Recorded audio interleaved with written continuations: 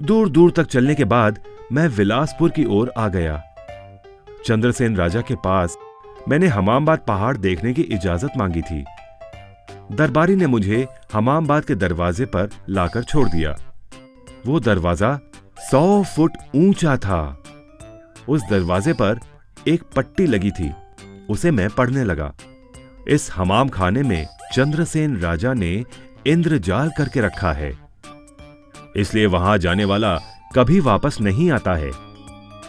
पट्टी पढ़ने के बाद मैं अंदर दाखिल हुआ।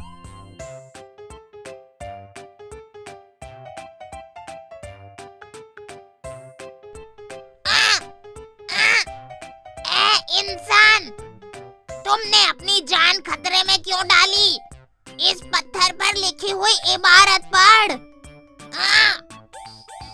उस तोते के कहने पर मैं उस लिखावट को पढ़ने लगा। हे इंसान, तू यहां तक आ तो गया, लेकिन अब यहां से तेरी आजादी मुश्किल है। इंद्रसेन राजा के पास जो बेशकीमती जवाहरात हैं, वो एक तिलस्मी तोते के पेट में रखकर इस महल में रखे हुए हैं।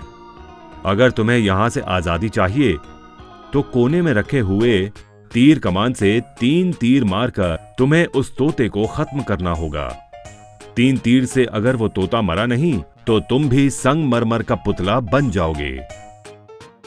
वो लिखी इबारत पढ़ने के बाद मैं उलझन में पड़ गया, मगर जल्द ही किए हुए वादे को याद करके मैंने तीर उठाया और परिंदे पर निशाना लगाया।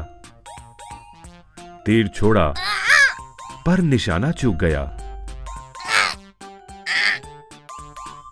तब तक मेरा घुटने तक जिस्म संगमरमर का हो गया।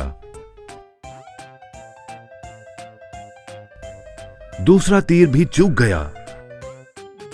तब मेरा कमर तक जिस्म संगमरमर का हो गया। मुझे डर लगने लगा।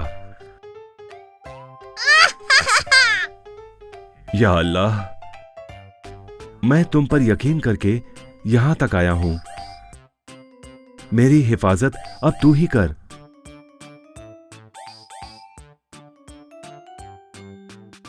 परिंदा मरकर नीचे गिर गया और बगल में एक जवाहर गिरा था।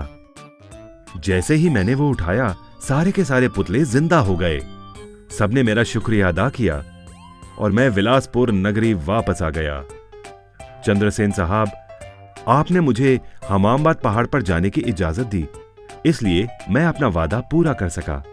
वहीं से मैं आपके लिए ये तोहफा लाया हूं, इसे कबूल कीजिए। इस बेशकीमती तोहफे के लिए शुक्रिया। 7वां सवाल भी मिट गया। हाँ मुनीर, 7वां सवाल भी मिट गया। हुस्न बानो, मुनीर,